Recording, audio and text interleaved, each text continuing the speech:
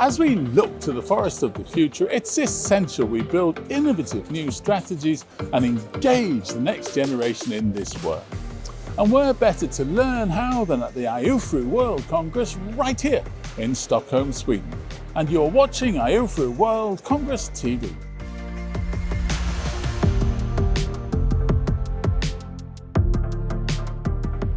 It's time now to look to the future as we bring you our last episode of IUFRO World Congress TV from the most important event in the forest sector calendar. Today we'll start by looking at forest biodiversity before hitting our final theme, Forest of the Future. Let's see what's coming up today. As climate is changing and we need to increase the resilience of the forest, the genetic diversity is key for us. So as a silviculturist, our goal is to create a future forest with more tolerance to stress. We'll hear from experts about the importance of genetic diversity to forest landscape restoration. We need to have the skills and the opportunity that young people need in order to engage to protect the forest. And look at how to engage youth to ensure the forest sector reaches its goals for 2050 and beyond. At the Center for Climate Futures, we're always looking for ways that we can connect challenges that people and communities are facing that have some tie into climate. And we'll head out on the last leg of our world tour as we look at how groups around the world are building and sharing the knowledge we need for the forests of the future. And where can you watch it all? You'll find us on screens throughout the venue, on the IUFRO World Congress website, and you'll find all our content online and on YouTube and X. Back to Eleanor and Frederick then one last time to tell us about today's themes.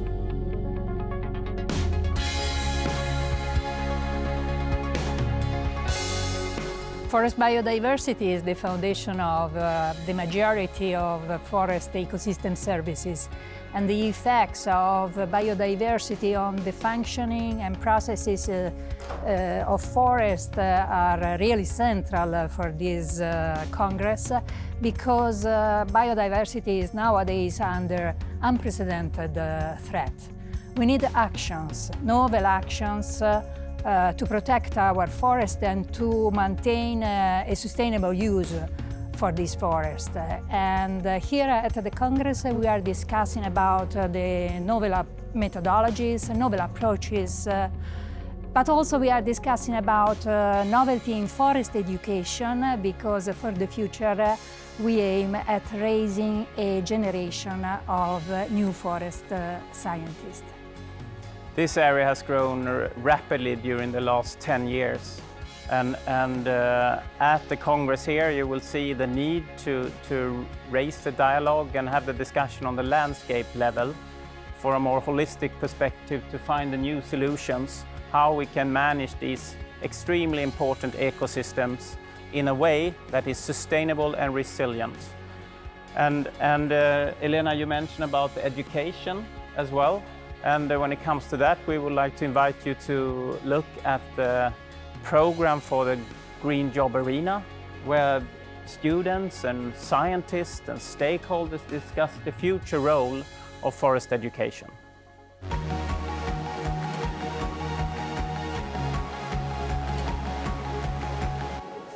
As we look to the future of forest and forest restoration efforts around the world, understanding and balancing the goals of the different organisations and stakeholders undertaking forest restoration is key to achieving global goals and meeting local aspirations and needs. To talk us through the goals and the trade-offs and how IUFRO is helping the sector do so, I'm delighted now to be joined by Pablo Pacheco and Pia Catilla.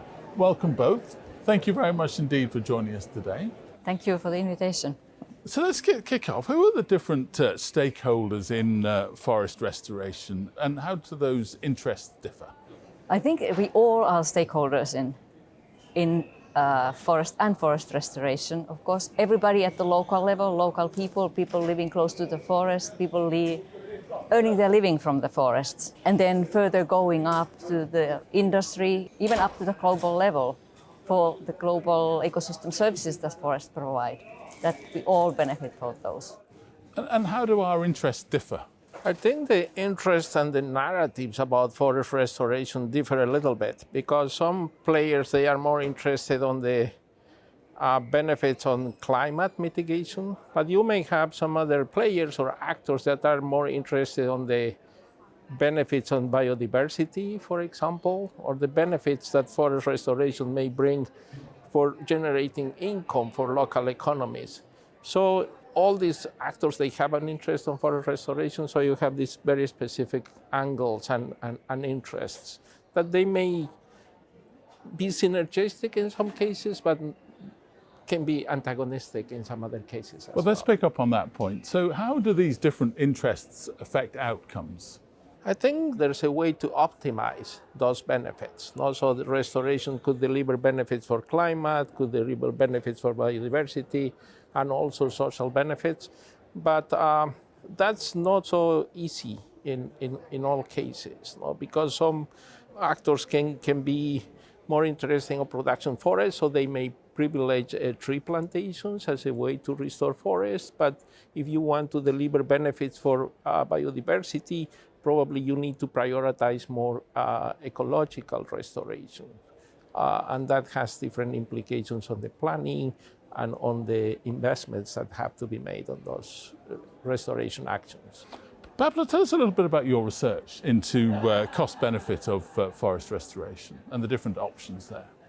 Much of the research emphasizes that the benefits outweigh the costs for climate, water regulations, soil recovery, etc. But the problem that we have is that all this information on costs or economic costs and benefits is very fragmented and it's difficult to compare. So we started to compare across cases and see how that data made or not sense to us. And what we found is that, well, you have to distinguish costs and benefits for the society as a whole, but also for private actors, right? Because there are transaction costs, opportunity costs, there are externalities as well. So I think we need to factor more what are these additional costs, because there are different ways also through which we can restore those forests. It can be through natural regeneration, can be through agroforestry systems, can be through tree plantations, for example. And the data, what's suggesting is that the least costly options are natural regeneration, obviously, no? But because there's less investments. But when you actively want to restore those forests, you have to make additional investments. And that becomes even true with agroforestry systems. So we found that agroforestry systems, even those systems may deliver more benefits for people, for nature, for climate, but also they are more costly.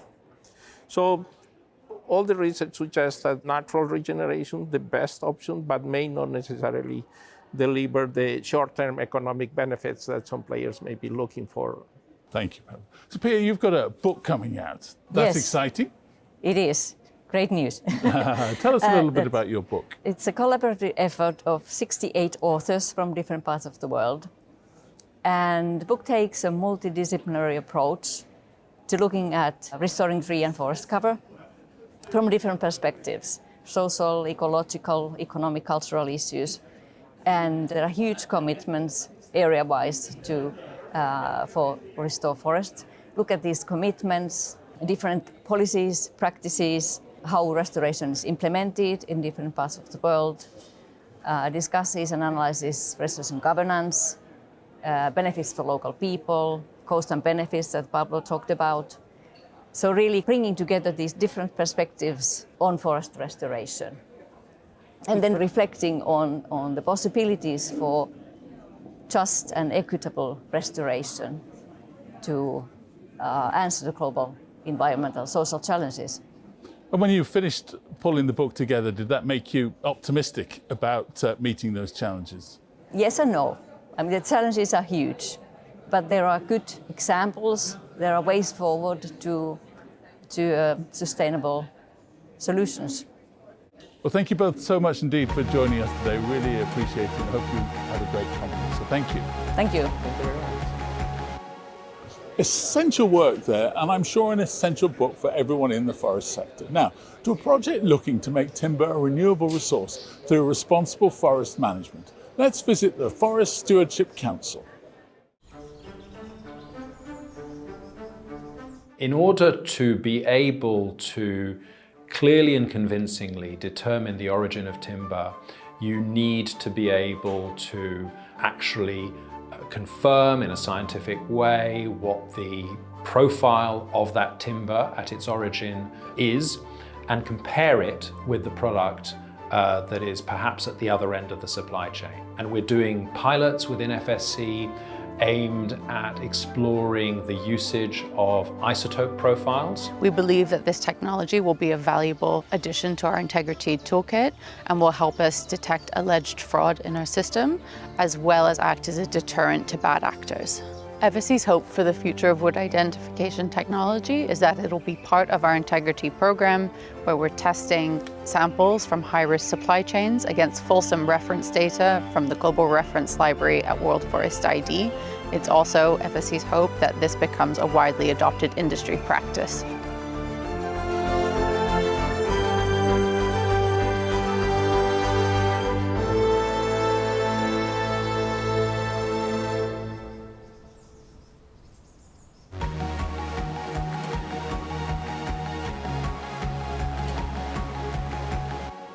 Biodiversity is considered key to ensuring forest landscape restoration targets are met globally, but how do we ensure these projects have the diverse genetic resources they need to do so? To discuss just that, I'm joined by Somit Saha and Santiago Gonzalez Martinez. Well, first of all, welcome, and thank you very much indeed for taking the time to talk to us today, so thank you. Thank you. Thank you so much. So we're talking about genetic diversity. So the first question, quite simple, what do you mean by genetic diversity and why is it important to forest restoration?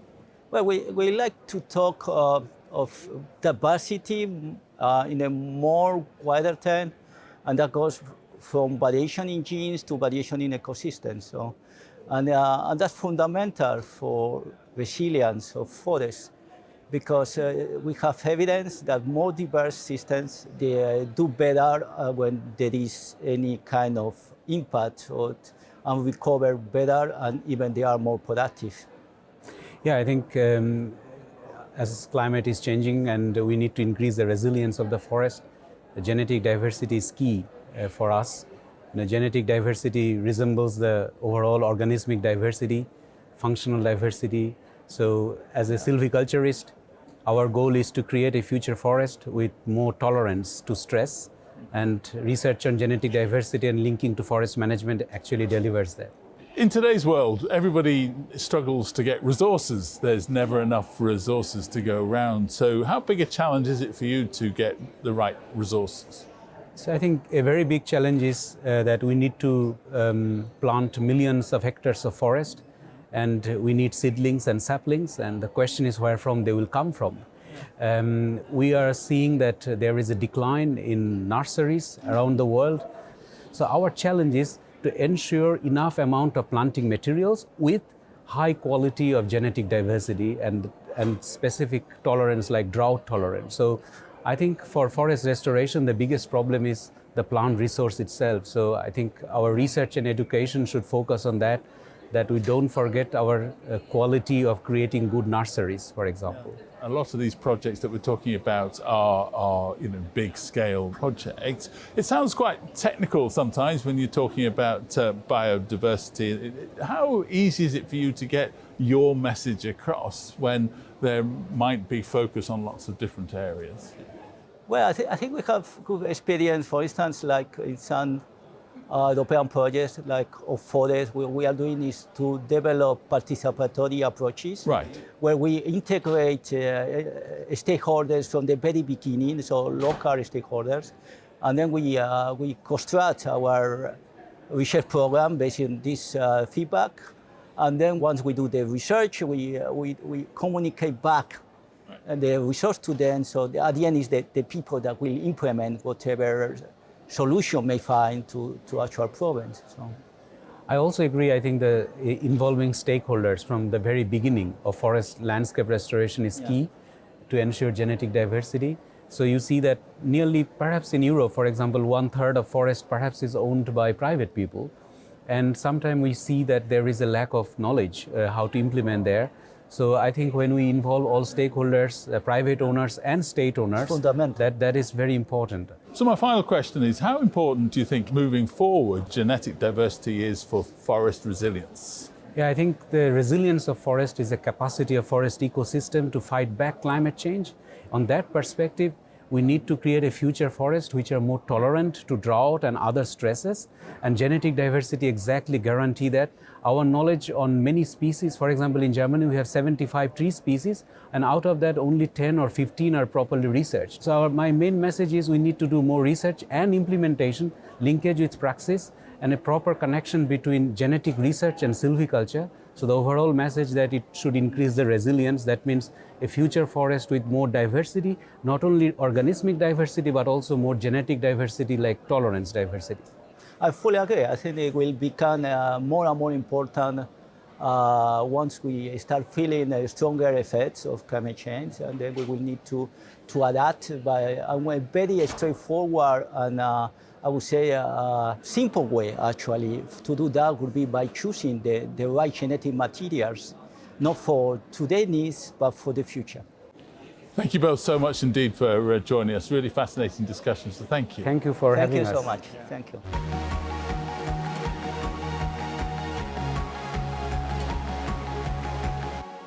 Let's take a scientific look at biodiversity now as we hear from experts on how to build a forestry system that truly protects it. As biodiversity is increasingly under threat, is production forestry really well enough equipped to protect biodiversity? Biodiversity is very important because we are in the middle of rapid changes globally, for example, climate change. And we know, based on scientific research, that biodiverse ecosystems are better able to tolerate and buffered against external shocks and disturbances. So for the forest system resilience point of view, it is important to maintain biodiversity. On top of that, we have to understand that we are totally dependent on ecosystem functioning and the services functioning ecosystem provides for us. So if we lose biodiversity, we face the risk of losing important functions that sustain our societies. Because of this urgency, there are lots of actions that should be taken, and we should start acting now. First of all, we should protect the remaining old-growth forests in our countries. Second, 1/3 of the forest area should be outside timber production. And third, we should diversify management on the remaining production land. With those three actions, if we start immediately, we can considerably improve the status of biodiversity. There are actually some signs that people's attitudes in society are changing. For example, the largest forest companies in the Nordic countries, they have renewed their strategies. What we need is more pressure from the civil society and from the private sectors, and then the politicians will follow. Biodiversity is basically the building blocks of evolution, and evolution is then also needed for the forest to be able to develop. According to all kind of ecological theory, this is just crucial. Why is evolution needed in forest management? Well, because there's a lot of pressure on forests today. There is threats against forests, there are invasive species, climate change, and declining biodiversity will then decrease the forest's ability to adapt to these other threats. Forestry today is predominantly being managed by clear cutting. And by clear cutting, you remove all the trees. These trees are crucial for all the other animals and fungi and bryophytes and lichens that are living in the forest. So by removing the trees, you remove the habitat of these organisms. Currently, when you investigate how biodiversity is affected by forestry, a lot of times you don't have the opportunity to look at kind of the full range of biodiversity. Instead, you look at single species or single species groups. What we see when we include several different species groups and organism types in a study is that sometimes they are affected differently. So by including more aspects, you get a fuller picture of how biodiversity is affected by forest management regime. When it comes to the future and biodiversity and forests, I would like to be hopeful, but I think we need to do much more. Provided strengthened actions, I think we could still hope that we can safeguard biodiversity.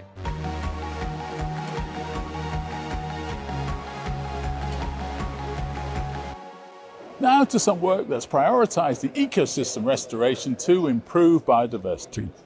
Let's take a look at the European Forest Institute's SUPERB project. SUPERB stands for Systemic Solutions for the Urgent Upscaling of Forest Ecosystem Restoration across Europe.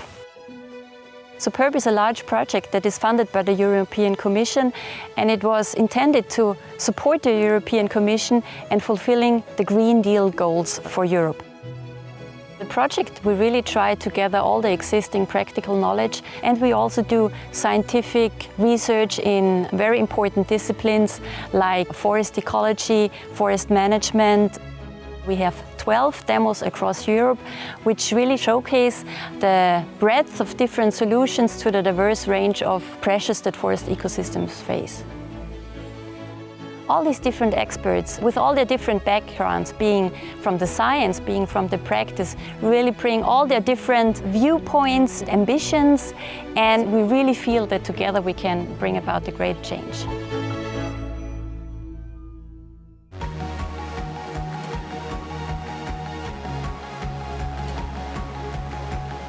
As we focus on research within the forest sector, it's important to remember that not all knowledge comes from the same place, and how we generate knowledge can be vastly different across different communities.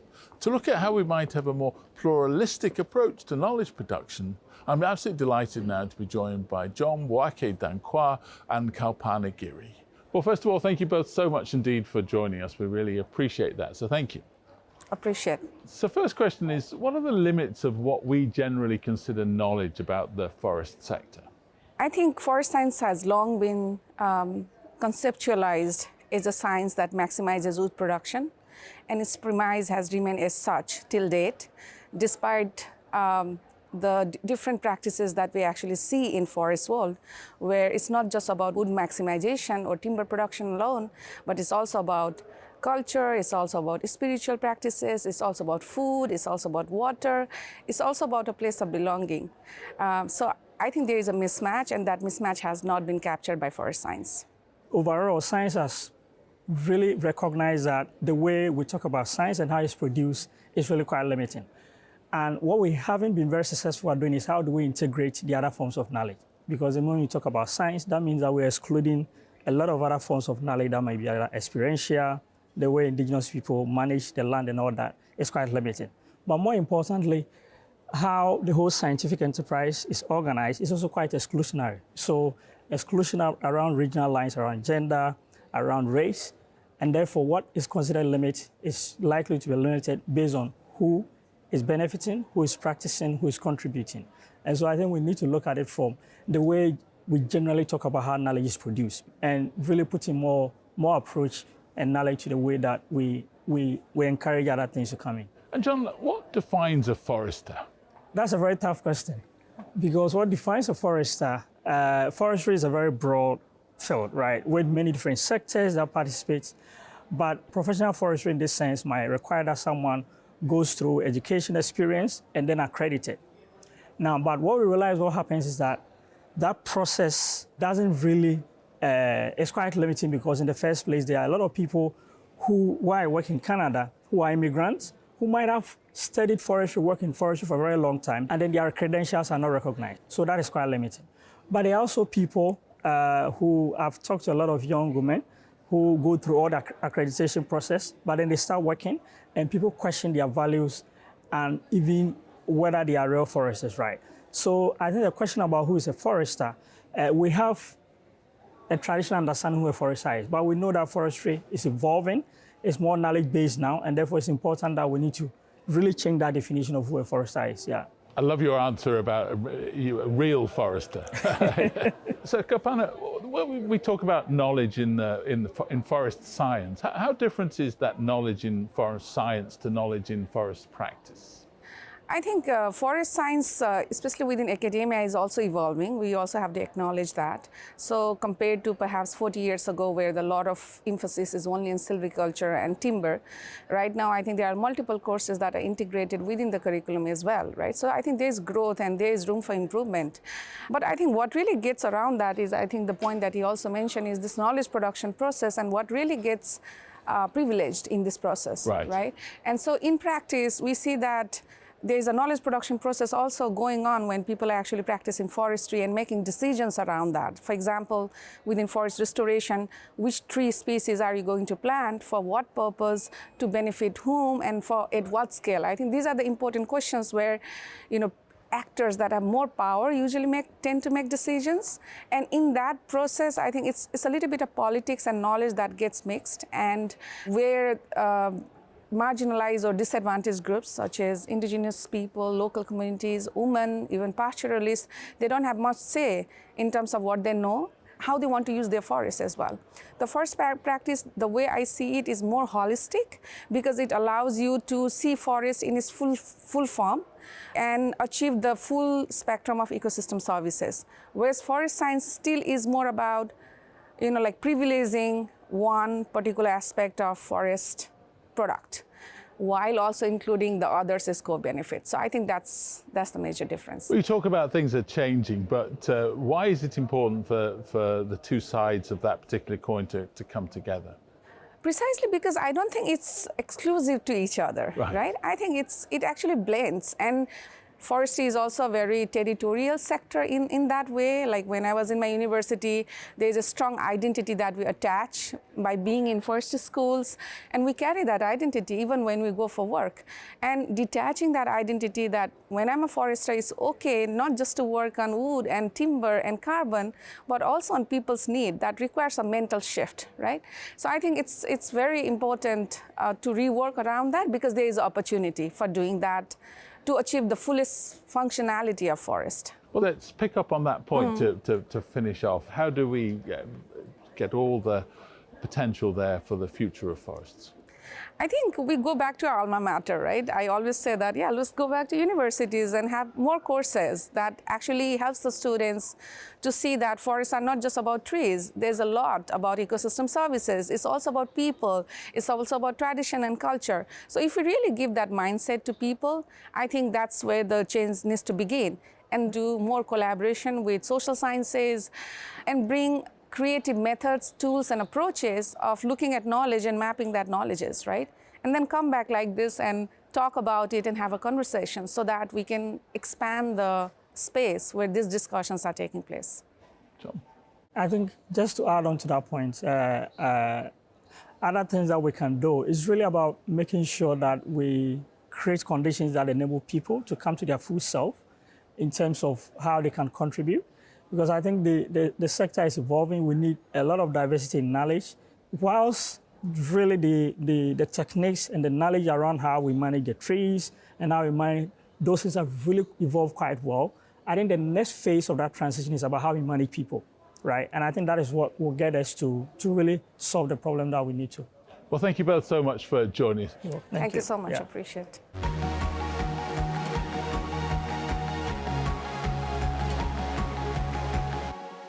The future of forestry requires the engagement of the next generation. Let's hear how the forest sector is helping young people develop the skills to support our forests, and how they're enabling intergenerational dialogue to ensure the vision for the future reflects everyone. The concerns that we have for the forest is that our forest is disappearing at an alarming rate, and we feel that if we don't do anything urgent, that we would lose that opportunity to protect our forests. In my work, I represent IUFRO here, and it's an international forestry student association. We are about integrating youth across all forest sector, whether policy, whether in the industry. So the vision that we have is that we need to have the skills and the opportunity that young people need in order to engage, both from the research, the policy, the innovation. So right now, it's the best thing for young people to be equipped with this green job, because we're moving away from a fossil economy to one that is a greener economy. So as IUFRO, we provide trainings or webinar in order to provide young people with the skill that they need for the great job and for the future of forest. it's very crucial that we pass this opportunity for young people so that they continue the stewardship in protecting the forest. And it's important that we do it now. It's not just about productive forestry, it's also about the climate change, and we understand that the role that forest plays in this. So more than ever, young people are showing a lot of enthusiasm in forest, and we hope that through IUFRO we'll see more of that.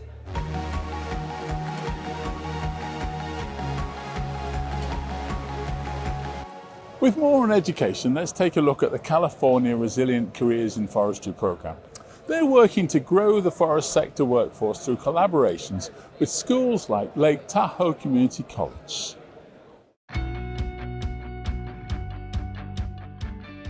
California has a wildfire problem.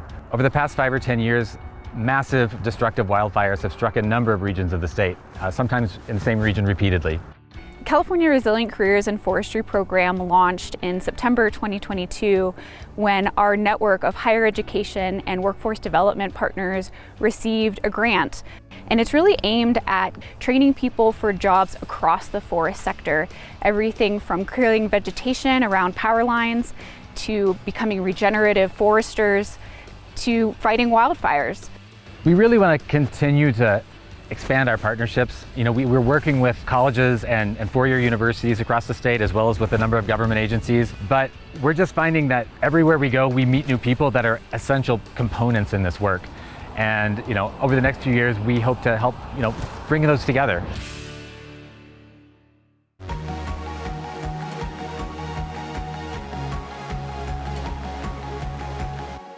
As we look towards the future, it's essential that the forest sector's knowledge base reflects the communities whose livelihoods have been based on the forest for centuries. Let's see how we can work to make sure Indigenous knowledge is included in education. Indigenous people and local communities, they are involved in forest management more than 40% of the global forest landscape. They are practically taking care of the forest, but in the upper level, governmental level, in the legislation, they are not heard. So Indigenous people, they are not very well represented in forest education. Of all adult Indigenous people in a working life, only 17% have a formal education.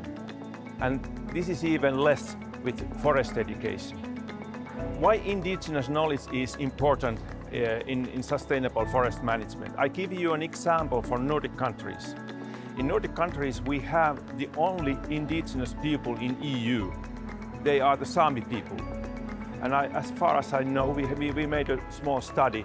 There is only one graduated professional forester among the Sami people in the whole century.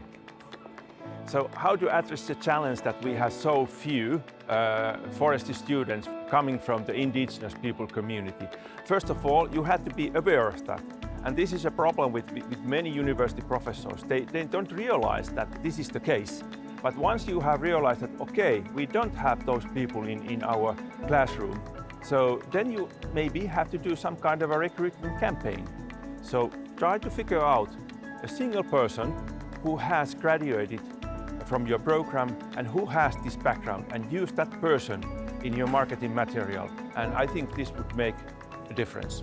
I have seen many presentations in this IUFRO Congress in the so-called global assessment of forest education. We really figure out this challenge of low representation of Indigenous people, and I think the message is going through slowly, but definitely it's going through.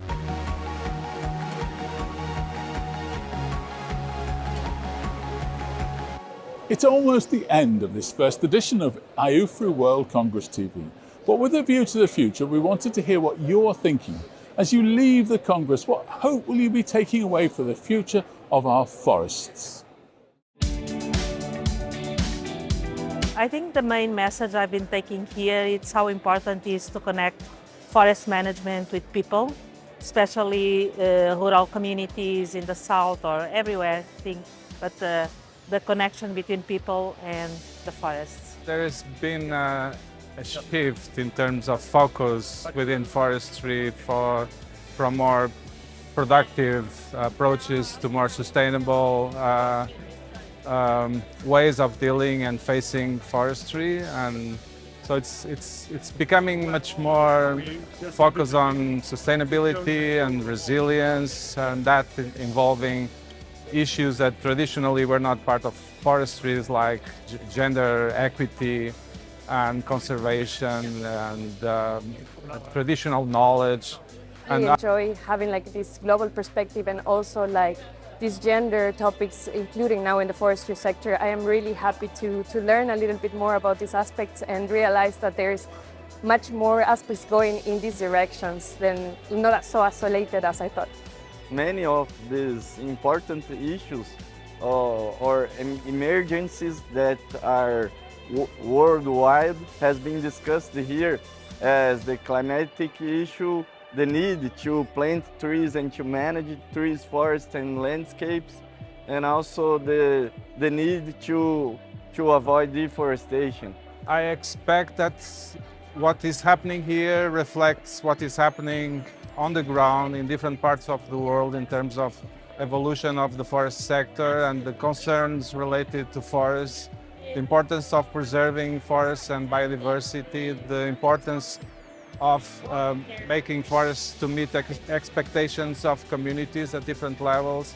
I really hope that this is a changing wheel nowadays, that we have much more women in science and much more women in the forestry sector. I think there is great organizations moving towards this and trying to have a higher quality, but from my perspective I think we are here also to inspire other scientists to continue maybe in academia or continue in research or even beyond in industry, because there's so much new career pathways for women that I am looking forward to see this in the future.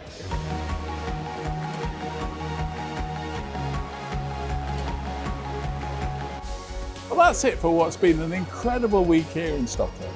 We've looked at the science behind forest resilience and biodiversity, and how stakeholders from communities to businesses can work together for forest restoration projects, and so much more besides. Remember, if you've missed any of it at all, make sure to catch up via our YouTube channel or engage with us on X. Time to head back now with all the knowledge we've gained. Make sure to make it an impactful 5 years, and we'll see you all in Kenya for 2029.